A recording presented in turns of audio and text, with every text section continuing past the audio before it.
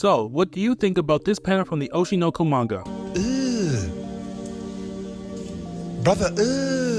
This panel was from the last movie arc, and this was only one of many other interesting panels and pages throughout the arc that will encompass the main themes that are involved within many webs of lies and deceit. Also, I myself couldn't care less about this panel, and you shouldn't either, because if you were reading Oshinoko up to this point, you yourself should have already known that this would have eventually happened whether we like it or not. But first, did you know that in Oshinoko that they showed multiple interviews of many characters who are acting in the movie 15-Year Lie? But this is a fact that only manga readers would know and not the anime-only watchers. And I'm a bit disappointed because those scenes of everyone getting ready and interviewed for the movie was a very integral part of the most major arc of the series. That will reach a great climax when this movie gets released, which would ensue a large pandemonium among Aqua, Ruby, and everyone that they relate to in the slightest way. More specifically, that their intended target, their father, is the one that gets hurt the most. This was in my opinion one of the best intros into a series I've seen because it means that straight from the start, Aka Akasaka, the mangaka of Oshinoko, had already been planning on not just the start, but the middle and even more likely the ending from the series before the first chapter was even released, and how each step was going to be made to reach that conclusion. And probably the most important fact about the movie arc is when we the readers finally can see the past between Ai and the father of Ruby and Aqua, which was Hikaru Kamiki. While I'm sure most of us were likely waiting for a flashback at some point between them, they instead took the whole production of the movie to become the flashback that we want to see, which was very better if you ask me, because this means we essentially not just got the behind the scenes of how the movie was made and the interactions of everyone close to Ruby and Aqua having to understand the various people that were responsible for their birth, along with Taiki Himekawa, but a full breakdown of the missing void to Ai's backstory of how she became who she was and emotions that she was hiding all along. After all, no one is perfect, as she was just someone who was very skilled in the art of lying. And to go back to Himekawa, I would also like to ask you to take a moment of silence for him, because he lost someone he cherishes, his car, which he had not had for even 2 full days, and he already crashed it, so may she rest in peace. But to go back to my earlier point, it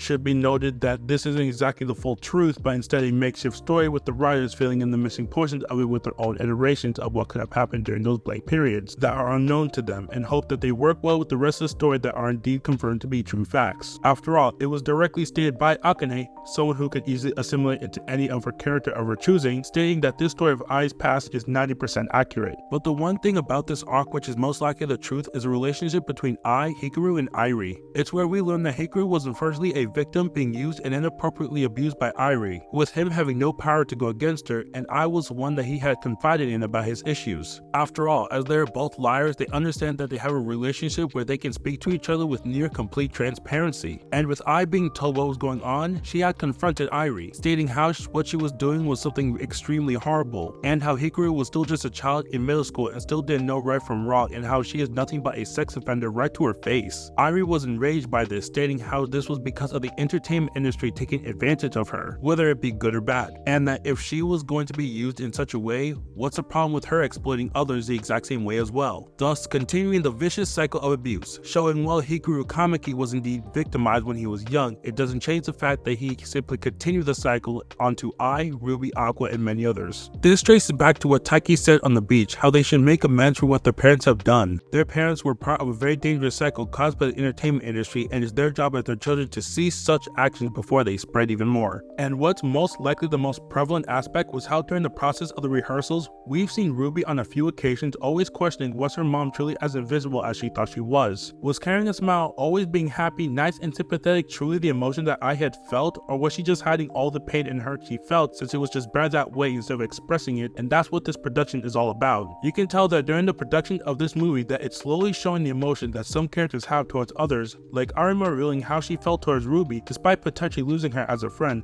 similar to what had happened to a former colleague in the past, be Komachi. But obviously Ruby would never let go of Arima as a friend. And then there are others like Hikaru, who is clearly aware of the film and yet still decides to take the backseat, even though we all know that he has plans to manipulate his way into affecting the movie somehow. And with the arc ending at 147, we will be getting into the next arc of the series, which starts with the entire group going back to the beach, which only gives bad memories for Himekawa. Subscribe if you love Oshinoko, and pray for Himekawa to get a new car in the future. Peace.